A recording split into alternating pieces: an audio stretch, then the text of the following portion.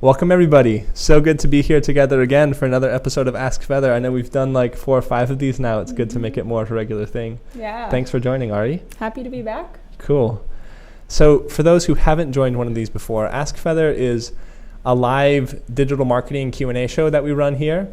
It's always been a co-pilot adventure with Ari and I. We'll introduce ourselves here in just a second.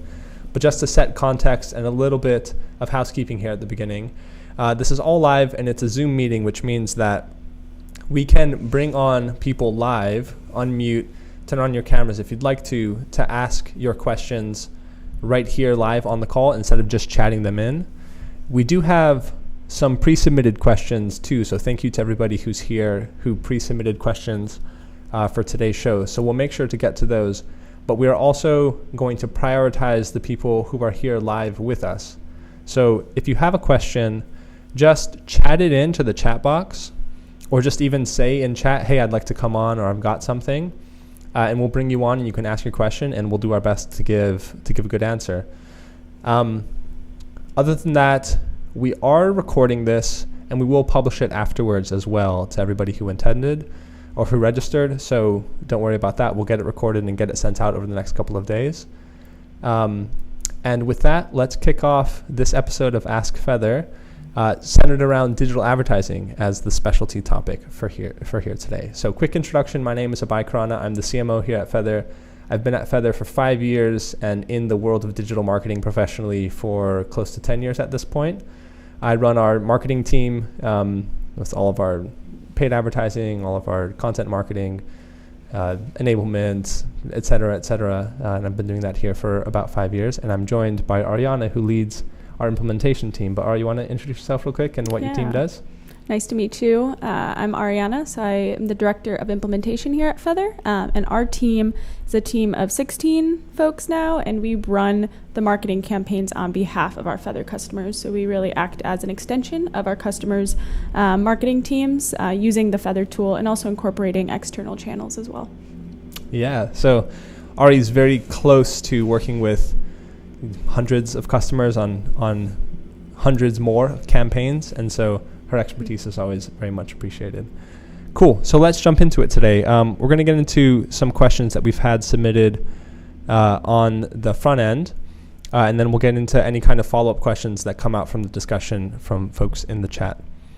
Let's get into it. So we had a question come in from a food e-commerce company, actually.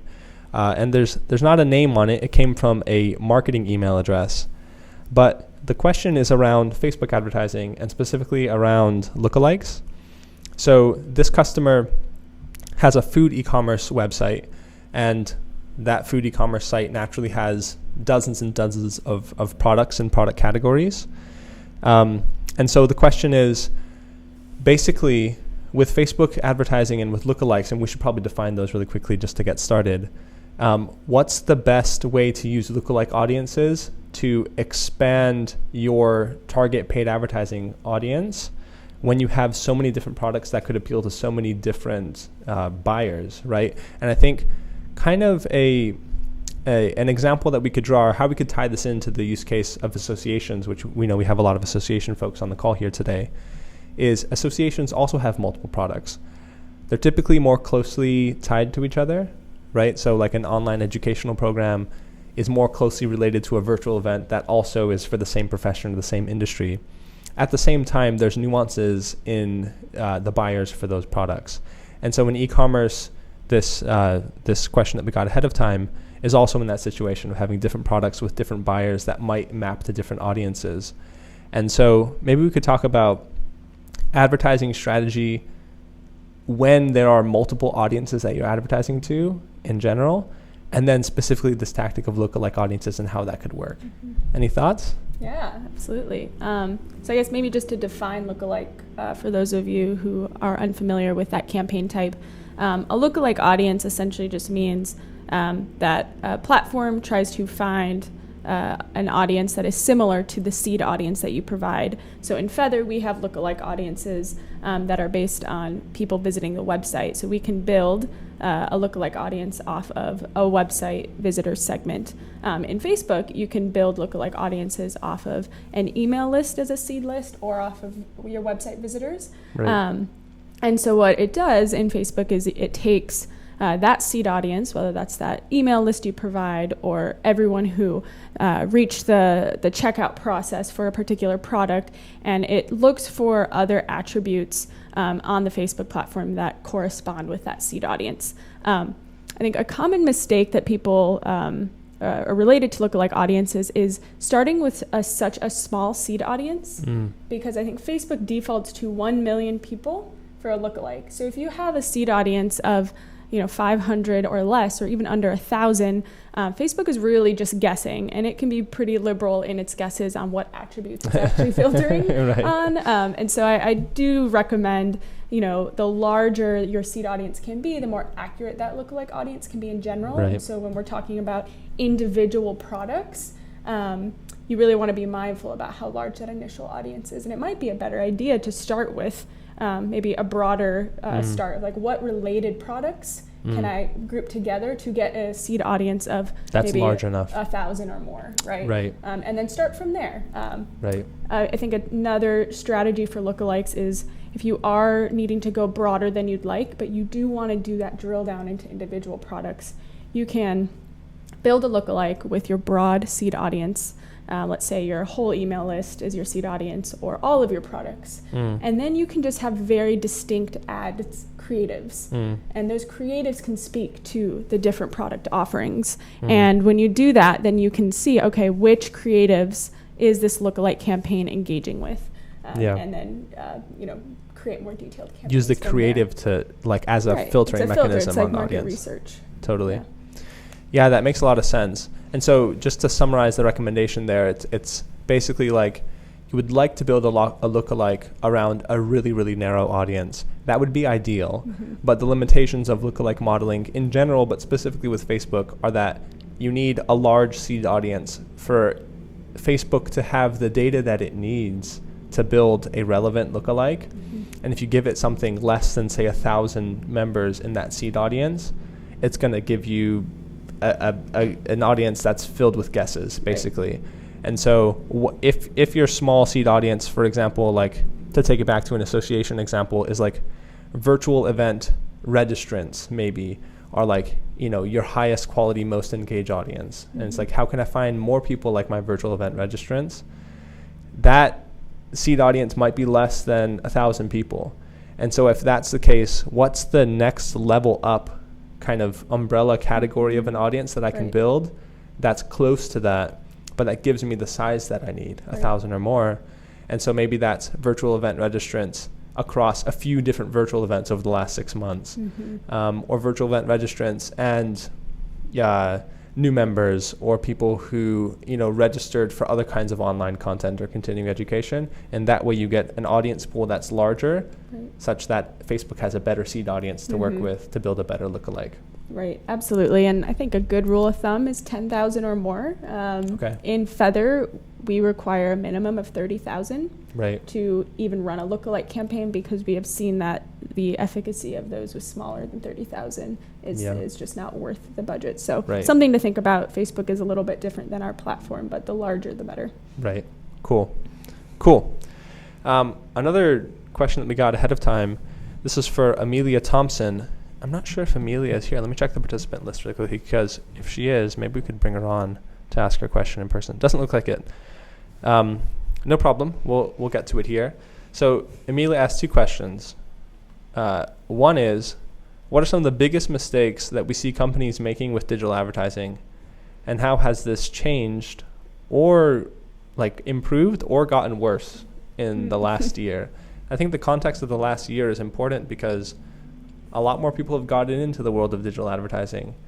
Sneak peek, we ran a survey of about 375 association marketers, asking them a bunch of questions about their digital marketing. We're polishing it up right now and we'll publish it in this month likely. But one of the questions we asked was, what are channels that you implemented for the first time in 2020? And we gave a whole list of different marketing channels. And what are the marketing channels you're anticipating implementing for the first time in 2021, so in this year? And in both cases, ad retargeting was number one on the list. Something like 29% of respondents implemented retargeting for the first time in 2020. And then another 20+% were planning on implementing it for the first time in 2021. And that's just one example of paid advertising, of course. But there's been a lot of pickup in digital advertising in the last year naturally as more traditional marketing channels have become less effective, like direct mail, like trade shows and sponsorships like that, as of course all of those things have become challenged. And as online time has gone way up, people have kind of, in some cases, finally come around to the realization that everybody's online all the time, and it was already like that before the pandemic, but the pandemic was like the very, very clear tipping point for a lot of people. And so in this last year, many organizations have gotten into the world of digital marketing and digital advertising specifically, sometimes for the first time. And so maybe we could talk to that. What are some overall mistakes that we see happen in the world of digital advertising, especially for people who are getting into it, maybe for the first time as an organization? So let's go to that.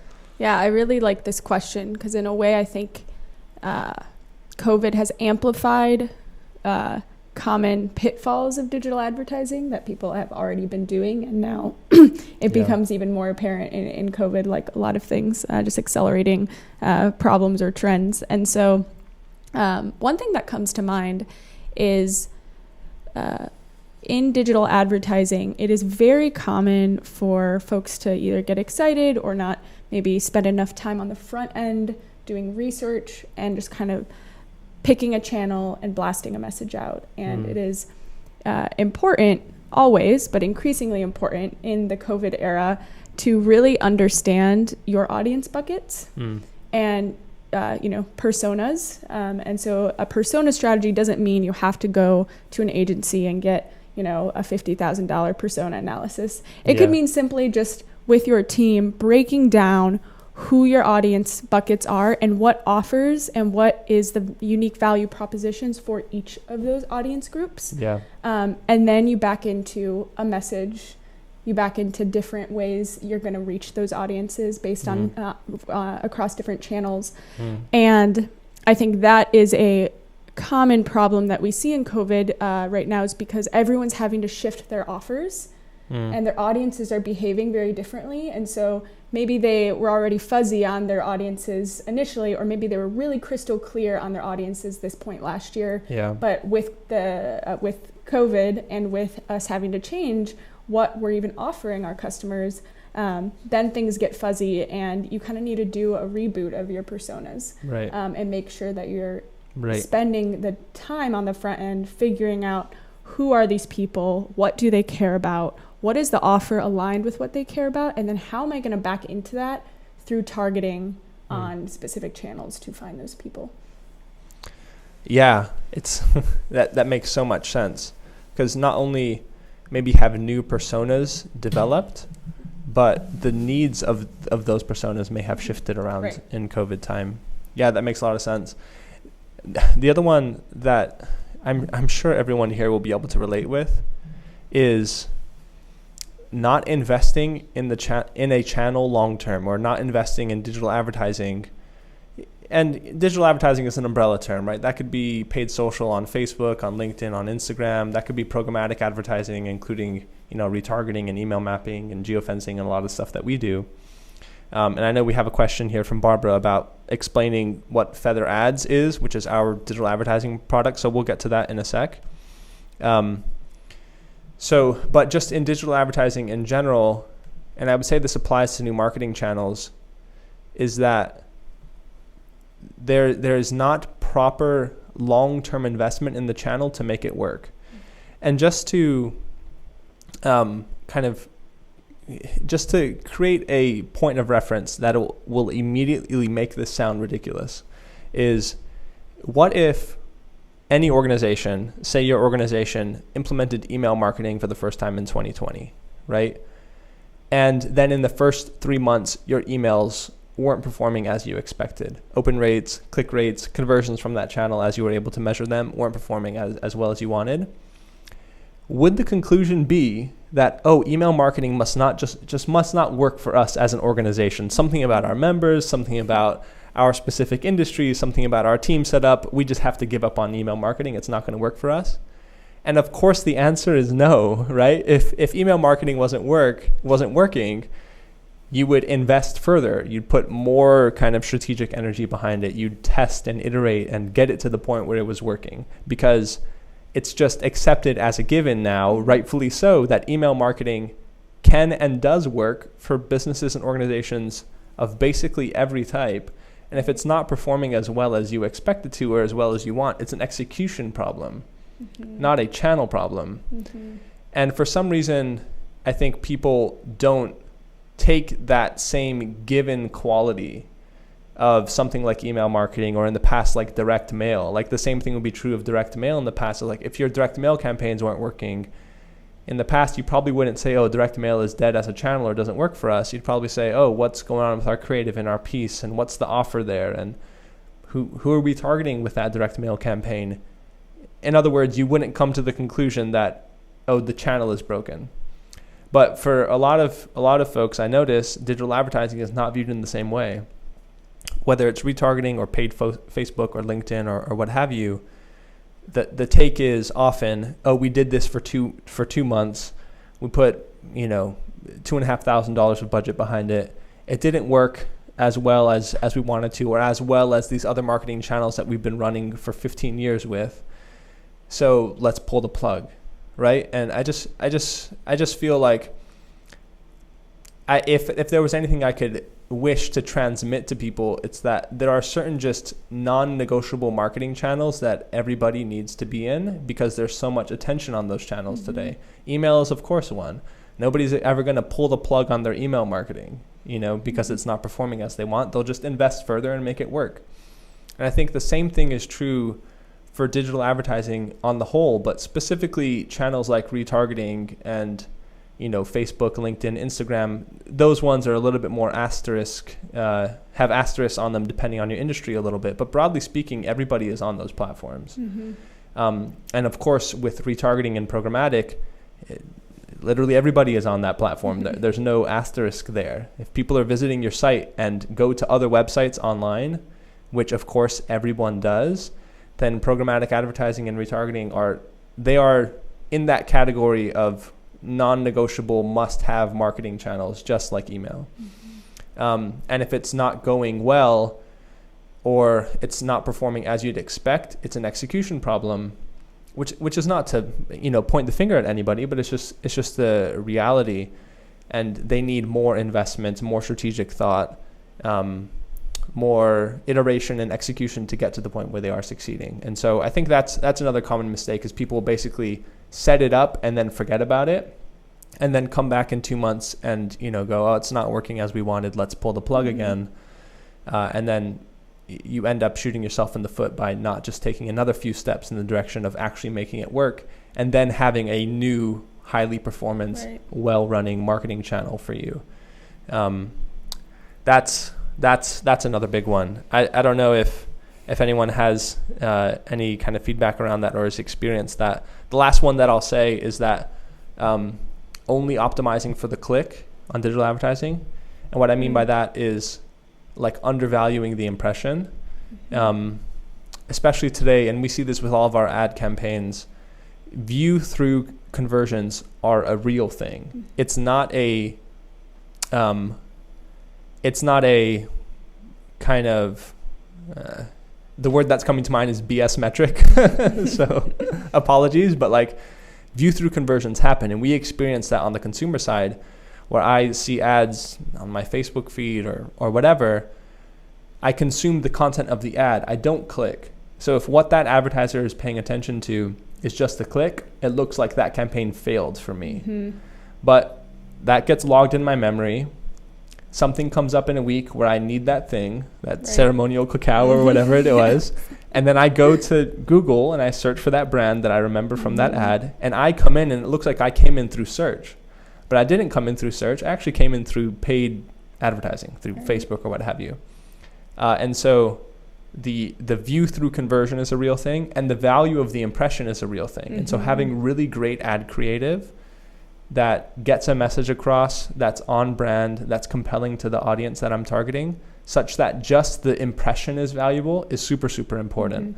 And sometimes people discount that and make their ad a super like call to action heavy ad that is just about trying to drive the click. Right. And they do that at the expense of the impression delivering value or delivering some information or some education. So yeah, attribution is, it's always a hot topic, and we get customer questions about this all the time. And even as a marketer, I always want to know like what gets all the credit, which channel should get all the credit here, which campaign, which ad. And I think it's important to remember that attribution is like a combined effort. It should be attributed across all of the different channels that you're using. So if you send an email and then that person clicks on the email, goes to the website and is followed up with ads, and those people see the ads and then do the purchase, like that was email and the ads and your website optimization that all did to those things. And that's to be celebrated and noticed, and then changing. You should change your approach based on that, rather than saying only email or only ads. And I think that's a common misconception that we see a lot, is people really wanting that clear answer of what gets the credit, when instead it's how can we find ways to measure the impact across all stages of the buyer journey, across all channels, and then make decisions with that full picture. Right. Cool. Let's get to the second question that we got from Amelia beforehand, which is basically like a nuance on this question. So I'll read it. It says, in your opinion, what are some common practices or misconceptions competitors still believe and are doing that I can avoid to make my company stand out? So it's basically like, what mistakes are being made in marketing and digital advertising that if we kind of like properly acknowledge and can use to our advantage, that our competitors are falling behind in a certain area. So I'm sure it's some similar ground to the first question, but I'm curious what your thoughts are. Yeah, one thing that came to mind immediately is the just ruling out entire channels completely. One that we see often is B2B customers ruling out Facebook or Instagram entirely. And what is helpful in those cases is that, yes, it may be harder on Facebook or to target cold B2B audiences. There might not be as much to work with. We might be shooting in the dark a little bit more. That can be true, not in all cases. But if that is the case, then you can use Facebook retargeting. You can use the email list. You can drive top of funnel on a more B2B focused platform like LinkedIn, and then retarget through Facebook. And your competitors might be thinking that one-dimensional view of consumer platform like Facebook, saying, professionals that I'm trying to reach aren't going to be on Facebook, or I don't know how to reach them. That may be an advantage to kind of think more broadly about the channels you use rather than deeming or ruling them out altogether. Yeah, that's great. That's great. The other one, just kind of tying back to one of our previous points, is seeing advertising channels simply as conversion plays and not as education plays. And I've seen a lot of brands win by using their social channels and their advertising for like education and value delivery, as opposed to just kind of like bottom of funnel offers and click here now style ads.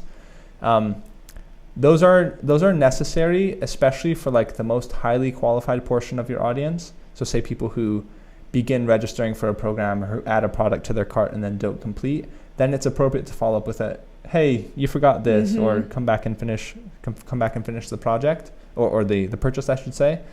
But outside of that, higher funnel audiences, say for example, people just visiting your website for the first time and hitting your homepage, if you retarget them is using retargeting as an example, and whether you're retargeting programmatically, which again, just to define, means retargeting those people with ads across the web, on news sites, on sports sites, all of those ad placements that you see when you're on, a news site or weather.com or what have you, all of those ads are called programmatic ad inventory, which means that you can show up there if you're using a retargeting product like Feathr or like others that ties into the ad exchanges that place ads on those kind of just standalone websites, is a way to think about it.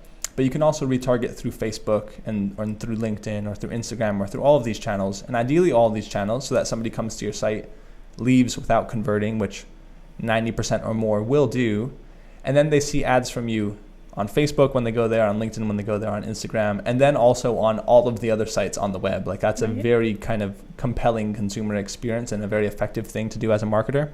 Anyways, definitions aside, when people just hit your homepage, immediately retargeting them with a conversion-oriented ad, register now, convert now, buy now, whatever it is a common, it's a common mistake too, because very few people who are just hitting your homepage for the first time and then leaving are ready to take that level of action.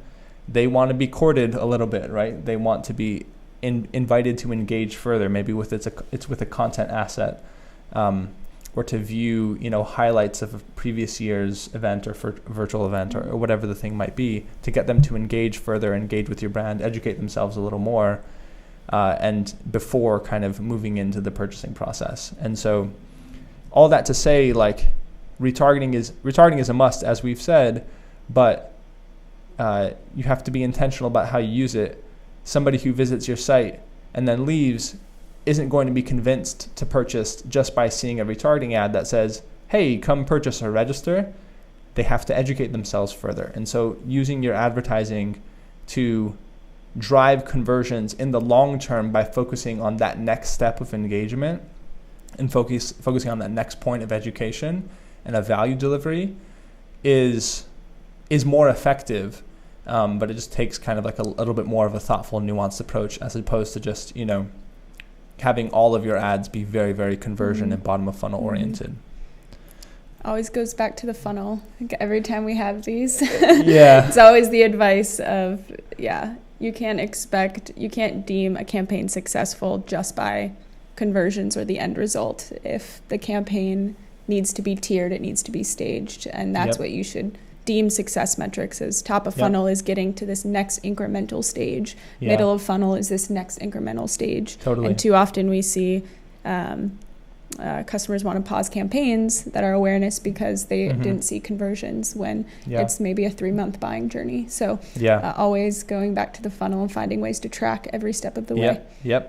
Totally. And you do this for our customers all the time, but knowing what ad campaign, this is another, I'd say, like, takeaway, is that knowing which ad campaigns fit into which stage of the funnel and therefore what goals they have. So again, back to the example of a retargeting campaign that's focusing on your website visitors.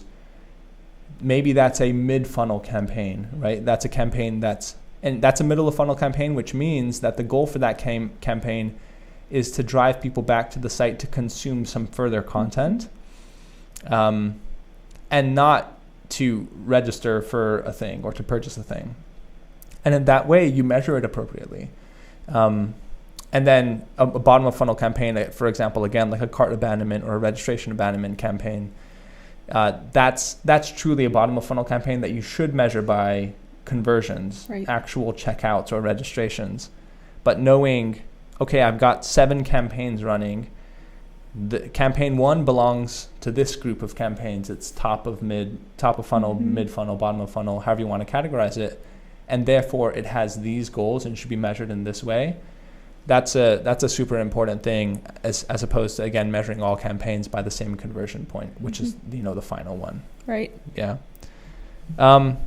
Cool. We've got some questions. If anybody has questions or sitting on anything, just chat in and we'll bring you on live if you'd like to. Otherwise, if you just want to chat in your question, we'll take it like that too. But there's a couple of questions about Feathr specifically, so we can handle those, and we have the perfect person here to help with answering those questions. So the question from Chris is, does Feathr help with ad design, or is that still my team's responsibility? You want to take that, Ari? Yeah, so the implementation team does include, we have 3 designers on staff, so the ads packages and the invites packages all offer design.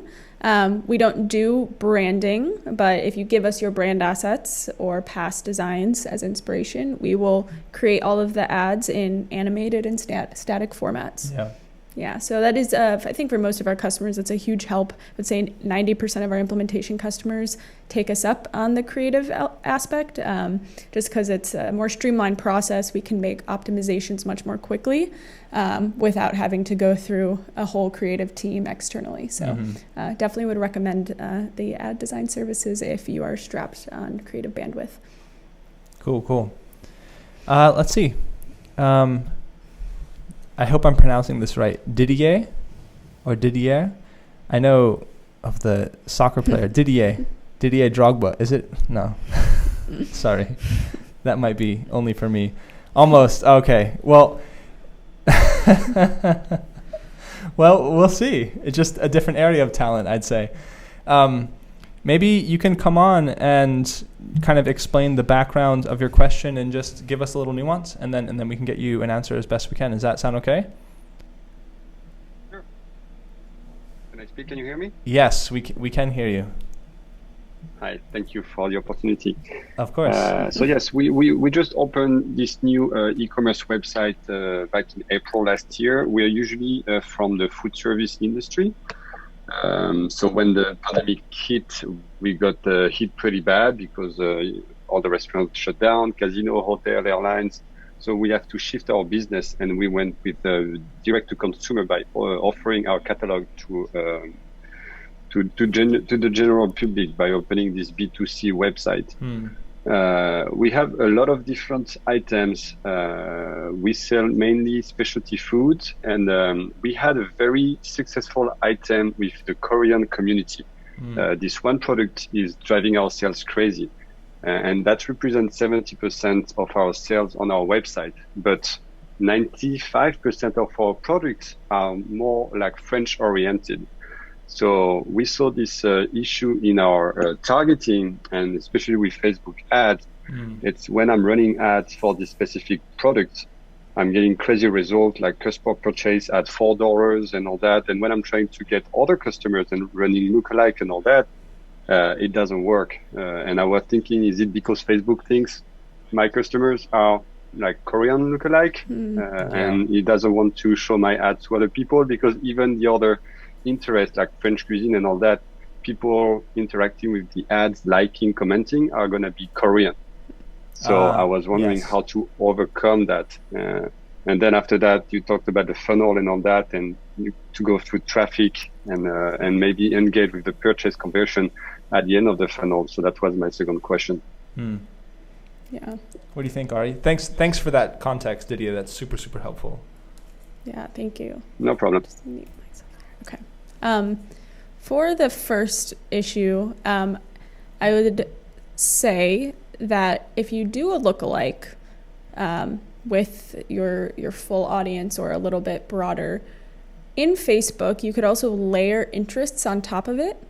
So if you have a lookalike as your starting point, then layering French food interests on top of it may be a way to back into a little bit more of an accurate audience. Otherwise, I wouldn't do the... Oops, sorry. Were you saying something? No, I think it was just some noise that came through. Yeah. Okay.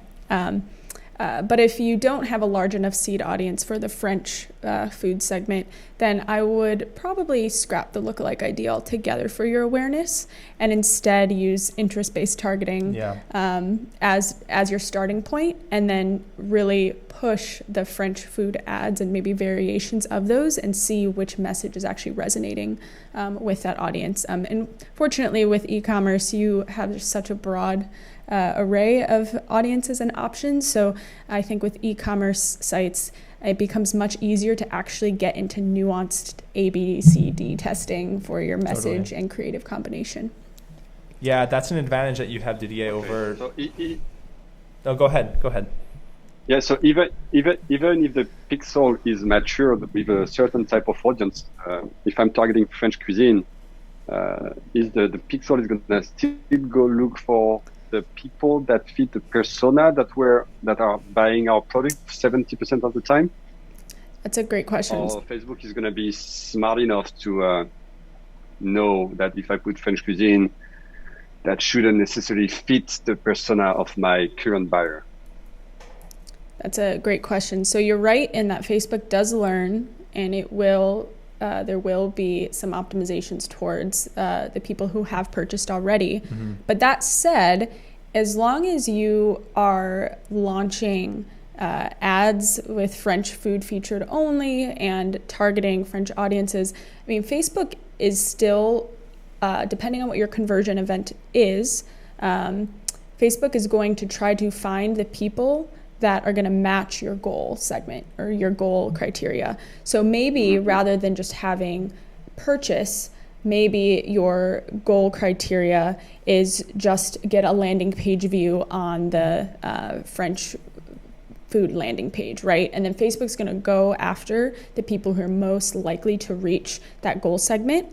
Whereas if 90% of your purchases have been Korean food, then that's going to confuse Facebook a little bit more. So I would, as a way to kind of rework the pixel algorithm a bit, I would actually not choose conversion as the goal segment at all for your initial campaigns and have the goal be something a little bit softer, maybe a landing page view or maybe a pricing page for the French food segment. So then Facebook can optimize and learn accordingly. Okay, thank you. That's very helpful. So you'll go for landing page or traffic conversion event at first, and maybe at the bottom of the funnel when I have enough add to cart and initiate checkout, go with a purchase campaign. Right. Exactly. For this specific offer. Okay. Right. The other thing you could do, Didier, is set up more nuanced bottom of funnel conversion events instead of having just one overall completes purchase funnel event, conversion event rather. I should say on Facebook. You could have multiple completes purchase or add to cart conversion events that are attempting to track people of different segments. So for example, if this main product, 90% of your sales that is working really well that you want to continue to invest in, you can set up a custom conversion that includes checkouts with that product in the cart using a product ID or something like that. It's a little bit more technical because you have to set up more nuanced components around that conversion event. It's not just hitting, the order confirmation page, period. It's hitting the order confirmation page and, product ID includes, ABC 1, 2, 3 for the product ID for that Korean product, for that Korean food product. And that could be its own conversion event and therefore its own kind of seed audience that you use and that you optimize some campaigns for. And then you could have other conversion events, even if you wanted to do it simply right now and it's just conversions or checkouts that include that Korean food product and checkouts that do not include it as your two main buckets. And then your campaigns that are targeting, French food cuisine buyers or French cuisine buyers, kind of this other market or this other audience and these other set of products that you're trying to market. You could optimize different campaigns for those different conversion segments, which then Facebook would be able to understand the nuance between people who complete a purchase for certain products and then learn and optimize based upon that. Right. So in that case, Facebook would see them as two different conversion audiences and therefore would optimize them differently. I hope that makes sense. Yeah, it totally makes sense. And thank you very much for all the tips and suggestions. We're going to try to implement that. Totally. Thank you very much for answering my question. Of course. And we'd love to hear back from you. Maybe in a couple of weeks, if we do this again, you can jump on and let us know how it's going, and we can maybe even help with the next set of tests that you might want to run. Cool. Sure. Why not? Great. Cool. Thank you for the awesome question. It's awesome to go into new territory. We're mostly working with B2B companies, and it's great to have a question from a B2C company. Absolutely. Super fun. Cool. Some other great questions. Megan, no problem. We will send out the recording to everybody. So yeah, you can listen to it again and take notes. Cool. Brandy had a question, which is around Facebook and its kind of efficacy for marketing technical products. It sounds like Brandy is mainly using LinkedIn as their main advertising platform, which makes sense. LinkedIn would work, but the question is around if Facebook could work too. Brandy, if you're here, which it looks like you are, do you want to jump on and just give us a little background and ask your question here on the call?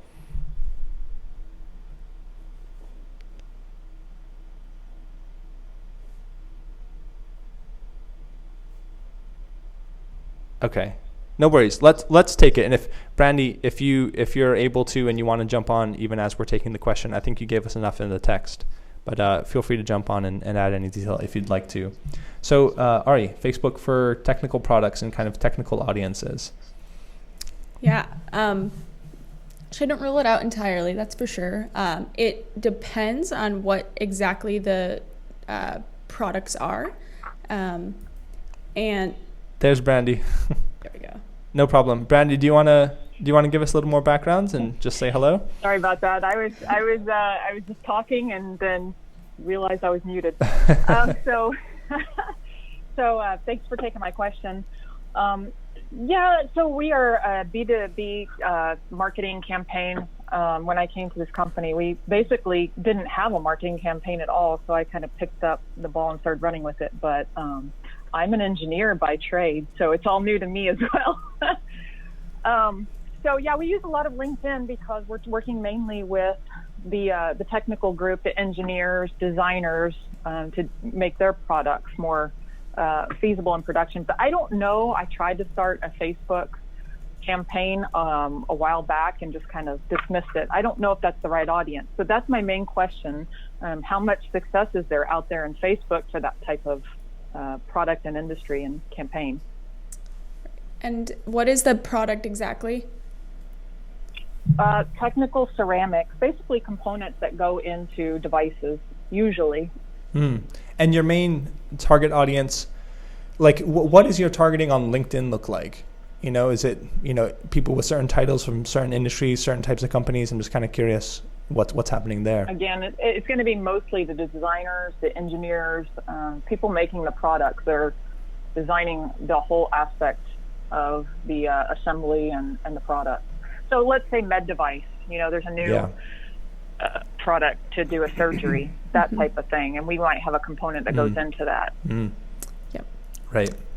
So with and apologize if I'm a little delayed here. My audio is a little wacky, but with niche audiences like this, where you have to really zone in a specific corner of an industry, something that you can consider doing when you're in the Facebook platform and building interest-based audiences. So that's based off of things that they're associated with or that they like on Facebook, or that Facebook has tagged them as associated with. So it doesn't necessarily mean they have to follow a page or follow a group, but Facebook kind of infers some of this information. That's what an interest-based audience is. Something that I like to do for niche targeting is figure out what are the brands and the key companies or the key engineering supplies or whatever that may be that is obscure enough to the general public, that is not a household name or even close to it, but that only these folks would be familiar with. And you'd be surprised by how many of those brands actually do come up as a search criteria in Facebook. And so you could create an audience that is only people affiliated with these particular brands. And so for tennis players, that might be a specific racket brand, right? Yeah. And that's a way that you can actually get cheaper results as compared to your competitors because you're doing a workaround. Another example is to try to target high income individuals. We often, rather than actually doing income targeting in Facebook, which is very expensive targeting, everyone has the same idea, all our other marketers, right. And instead we try to target luxury brands, right? Yeah. So it's kind of a creative way to back into targeting that your core audience might be affiliated with. Again, that's only for top of funnel awareness targeting. So you could get creative with that, do some tests. But in terms of retargeting, Facebook could be really effective where anyone coming from LinkedIn, you could retarget them on Facebook. So then you already know it's the right audience, it's that quality audience from LinkedIn, and you can retarget them for much cheaper on Facebook. Yeah. So would definitely recommend trying retargeting for Facebook, and then potentially some other creative top of funnel options. Those are awesome suggestions. A couple things I'll throw in there, and then Brandy, if you have any follow-ups, just let us know. Is page-like targeting, but specifically around professional and trade associations. This can be a good way to get at a large portion of the market that you're going after. Is like if these designers, if these engineers are members typically or in the audience of certain, national or regional trade and professional associations, that can be a really good starting point for building audiences that are B2B like, right? It's that are getting at their specific interests and profession, and so that's a really, really good way to target. Another one would be custom audiences, a little bit more expensive.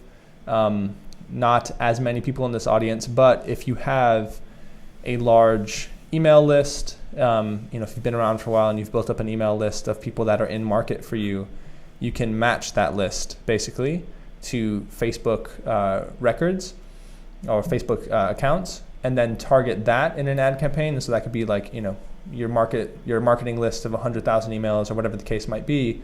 You could match that to Facebook. 40 to 60% match rate still is pretty expected. And so get maybe half of those back as actual Facebook accounts that you can target. And then of course, because it's coming from your own data and those email addresses that you have, you can get a pretty good targeted list that way. So those are a couple of kind of really specific ideas in addition to the ones that Ariana mentioned of a way to get a really close and high quality B2B audience on Facebook. Yeah. Perfect. Thank you so much. I think I've got what I need for now to think about.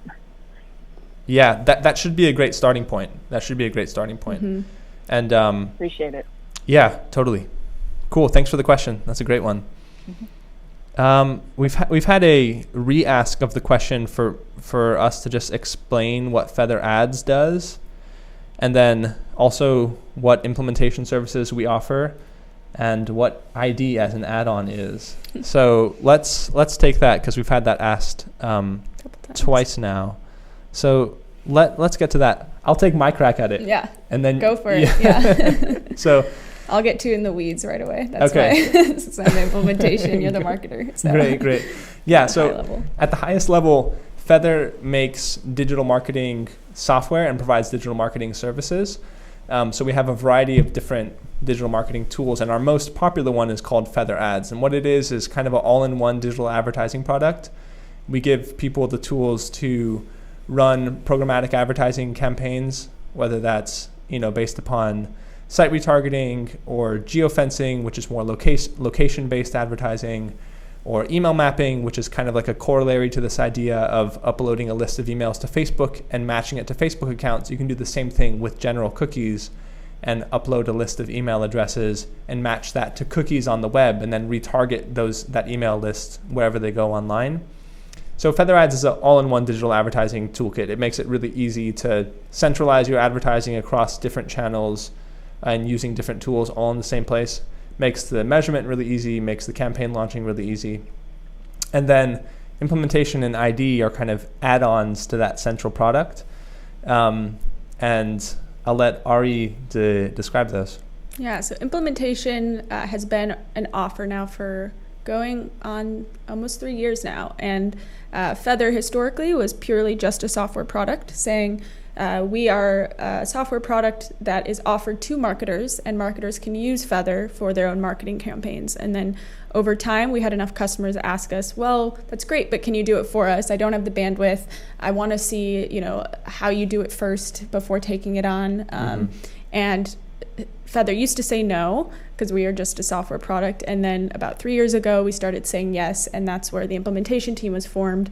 And essentially, we are the Feathr super users, our team. And we are actually diving in, doing the campaign planning, working with the customers based on what their goals are, who their audience is, what their offers are, and translating that into a collection of campaigns for them to reach their end goal. And so we do the setup of the campaigns, we do the creative, we launch them, and then we are reporting and optimizing them all along the way.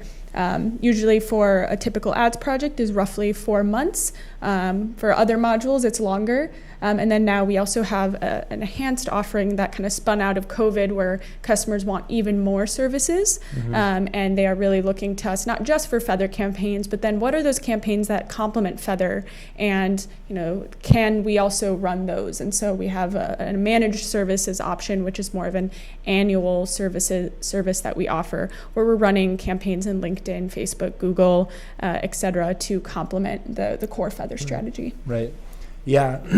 How I sometimes think about this is that the first problem we were solving was people or marketers or advertisers saying, gosh, like, can somebody make it easy to give me an all-in-one place to run all of my digital advertising campaigns and make that really easy to do, so I don't have to manage all different kinds of pixels and conversions and track campaigns in different places? And we said, yes, we'll take on that challenge, and that became Feathr Ads. And then the second problem was, okay, great, I've got this all-in-one place to run all of my digital ad campaigns. Can you help me implement them? Can I rent a digital advertising pro to help me actually run these campaigns?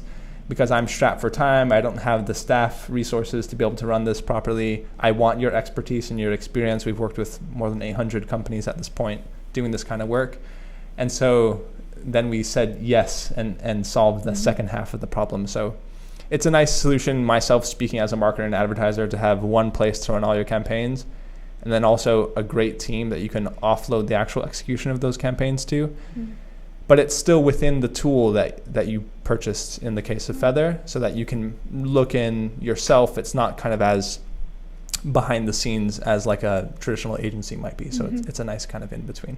And I think a key differentiator too of Feathr, which weaves into the ID component, is that it's just very robust as a data platform, and not all of our customers tap into that fully, but you really have full visibility into the journey of every single person tracked on your website and what they do. So kind of those problems that we were talking about earlier of wanting to be able to better define different stages of success as a buyer moves through their journey. In Feathr, you're able to set that goal criteria quite easily, and also weave in the other external campaigns on Google, Facebook, LinkedIn, Twitter, etc., into Feathr, and also see apples to apples comparison of how those campaigns are working together for an identified series of Feathr goals. And what the ID module does is it gives you even more visibility into that. So rather than just seeing an anonymous record that took this action and is deemed a conversion, with ID, you now can actually de-anonymize that, see the individual. So who was that person? What was their email? How that matches to your own records. And then also any other data that they input as they're checking out. So if you have a virtual event and it's primarily a lead generation tactic, you want all of that information on that user. So not only their name and email, but what their profession is, how long they have been a member, all these other items, custom data that you can fully choose and select, and we will set it all up for you. And that will feed into the Feathr platform. So then 2 months down the line, you can actually just run a targeted campaign to all non-members that signed up for virtual event A, right? And so that's that's an advantage of having it all in one place, and then it's immediately actionable, rather than collecting all this data, not knowing what to do with it is a common problem among a lot of our customers, and Feathr enables it to be actionable. In an AMS somewhere or something like that. Exactly. Yeah. Cool. Just to respond to I've got a couple of DMs of people who want us to follow up to schedule a time for them to look at Feathr in more detail. So yes, to everybody who sent me that message, I will get in touch personally to set up a time for you to take a look at Feathr and learn more. If anyone else would like to do that, just drop a message in chat. I'm just saving this chat log, or you can send me a DM also here on the Zoom chat, and I'll get you scheduled for something. I'll just follow up right after this call. One other question that I had for the group is, if or basically just to get a sense for interest of doing this like on a schedule. Sorry, not to blindside you on this, Ariana. I'm not trying to make you commit to something, but if people here would like to do this on like a every 2-week basis, that way we can follow up with people like Didier and like Brandy, who can like check in 2 weeks after kind of taking the next step on things that we've talked about and be like, okay, this is what I did, this is what happened, let's talk about what a good idea for doing this next. Or just for people to check in and ask questions more generally. Normally we do these around digital marketing holistically, so it's a live Q&A about anything to do with digital marketing, but we could also, we could take it any direction that people want. So that's my question for the group. And we don't have a poll feature because this is a meeting and not a webinar, but maybe what people could do if they're comfortable is just turn on their cameras and like I have gallery view open. Or write in the chat. Just like, yeah, I'm interested in doing this regularly and kind of having a community to come to check in and, ask my marketing questions. Then we can think about making this a regular thing and just putting it on the calendar for maybe every 2 weeks, same time each week, find a good time and make it happen. Yeah. Cool. Rachel's into it. That's cool. Thanks, Rachel. If anyone else is interested, I see a thumbs up from Susan, from Didier. Michael saying Wednesday would be better because his company has 1 million Tuesday meetings. Cool. We'll take that in mind. Colleen says yes. Rick says yes. Joy, Marion. Michael's missing a company meeting to attend today. Oh, man, that's commitment. Honored. Cool. I saw Melanie turn on her camera. Was that to give us a thumbs up too? Yeah, this is aligned with the what you spoke to me about at the end of last year, Abhay, that this is now an era of not just definitive best practices. Things are changing so quickly, and having this forum where it's a little more fluid, we're able in real time to dissect different campaigns and issues as they're coming up, I think is more relevant and honest right now in this time, rather than trying to put out ebooks ultimate guides, right? And I feel that very much of just having that open conversation with our customers and partners on what is working, like let's learn from each other. Totally. Yeah, I've fully come to realize that we're in unknown territory. Checking in regularly is necessary now. Cool. It seems like there's interested in doing this regularly, so we'll talk, think about a good time that we could commit to, and everyone here will get the first invite. So thank you so much for joining and for staying the full hour. Thanks everybody for their questions. That was super fun, and I loved getting into a lot of details that we haven't got into in the past. Thanks to Didier for asking us a B2C question. That was awesome. And Brandy for that awesome Facebook question about targeting technical audiences. That got into really helpful territory too, because I think a lot of people have that question of using Facebook for B2B. All right, we're gonna wrap it here, and we will get to an invite to everybody for the regular version once we work out the details for that. Sounds like there's appetite. All right, have wonderful Tuesday evenings or mornings or afternoons, depending on where you're calling in from, and we will see you next time. Cheers. Bye, everyone.